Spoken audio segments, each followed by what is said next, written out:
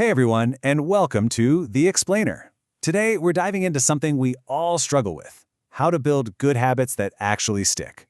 We're going to explore why our best intentions so often just fall apart and uncover a really powerful mindset shift that's all about consistency, not that impossible goal of perfection. Okay, be honest. Does this sound familiar? You decide, this is it, I'm going to exercise every single day. You're crushing it for a week, but then, life happens. You get a crazy day at work, you hit snooze one too many times, and you miss your workout. So what happens next? Is your brain like, no big deal, I'll get back on track tomorrow, or does it go straight to, well, I've already failed, so what's the point? If you're nodding along, trust me, you are not alone. But here's the thing. That feeling of failure, it isn't some kind of personal weakness. It's actually a cognitive trap, a super common one, that kind of sets us up for disappointment from the very beginning. It's called the perfectionism trap. And today, we're going to learn exactly how to escape it. So how does this so-called perfectionism trap actually work? Well, it's fueled by this really destructive way of thinking that makes it incredibly easy to get thrown off course. This right here is the heart of the problem. It's the all-or-nothing mindset. It's the voice in your head that says, a 5-minute walk is completely pointless if your goal was a 30-minute run. It tells you that eating one single cookie has totally ruined your quote-unquote perfect diet, so you might as well just eat the entire box.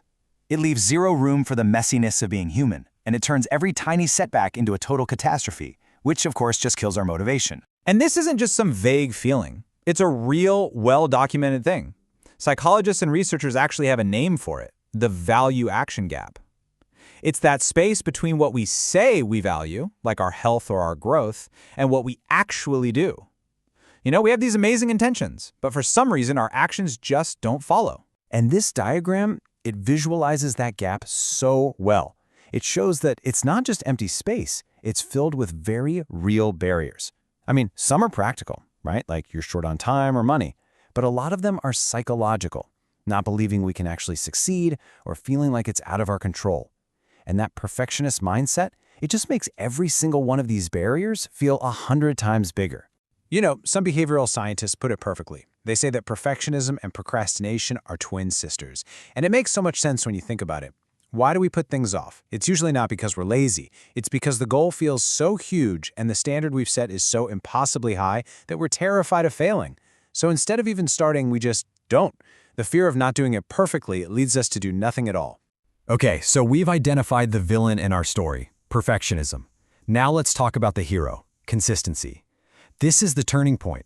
This is where we shift from a mindset that's built for failure to one that's all about sustainable progress. As the amazing researcher Brené Brown says, chasing perfection is just self-destructive. Why?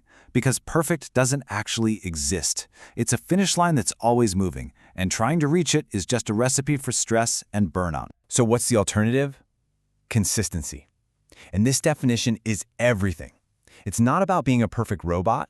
It's about being persistent. It's about accepting that some days you're going to do more and some days you're going to do less. The only goal is to show up in a way that is actually possible for you on that particular day. It's just a kinder, more realistic way to live.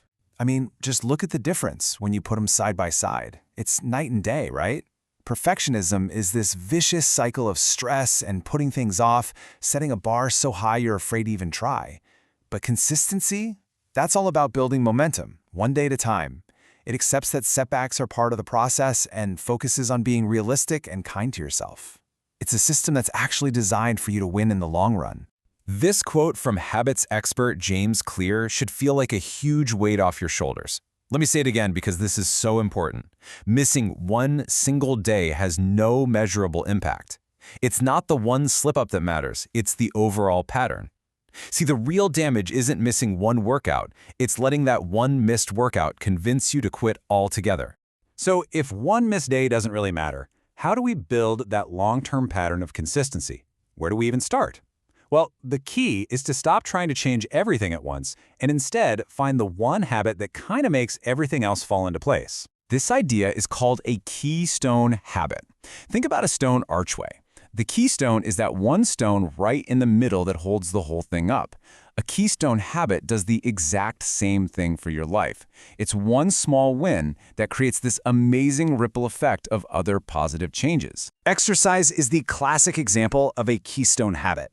When you start working out, even just a little, something funny happens. You don't have to force yourself to eat better, you just sort of want to. You start sleeping better, and because you have more energy, your focus and productivity just naturally go up. It's amazing. One simple change creates this positive cascade. Okay, this brings us to the most practical and honestly the most powerful part of this explainer. Forget about making these huge, dramatic changes. The real secret to building habits that last is to start ridiculously small and focus on just one thing: showing up. I absolutely love this concept. Every time you make and keep a tiny promise to yourself, even if it's just meditating for 60 seconds, you're building self-trust. You're casting a vote for the person you want to become. You're literally teaching your brain that you are reliable and that you are worth the effort. And look at how simple this can be. We are not talking about running a marathon before breakfast here. Each one of these things takes what? A minute or two. But that's the whole point. They are small, undeniable wins. They build momentum for the rest of your day and, more importantly, they prove to you that you can actually follow through. This right here is the ultimate takeaway. If you only have 5 minutes, a 5-minute walk is infinitely better than a 0-minute walk. Writing one sentence is infinitely better than writing 0 sentences. It's time to ditch that all-or-nothing mindset for good. The goal is not perfection. The goal is simply to not break the chain of showing up for yourself. So, we've broken down the problem of perfectionism, and we've laid out the solution: consistent, small actions. Now, the only thing left to do is to take that first tiny step. All right, let's do a quick recap. First, you've got to ditch the all-or-nothing mindset. It is a trap designed for failure. Second, embrace consistency and a little self-compassion, because progress is never a straight line. Third, find that one keystone habit that's going to start a positive domino effect. And finally, and maybe most importantly, start small. Just show up. That's where the magic really happens. And that brings us to the final and most important question. Don't think about next week or next month. Think about right now. What is the one, tiny, almost laughably small promise you can make and keep for yourself today? Because that, right there, is where real change begins. Thanks for watching.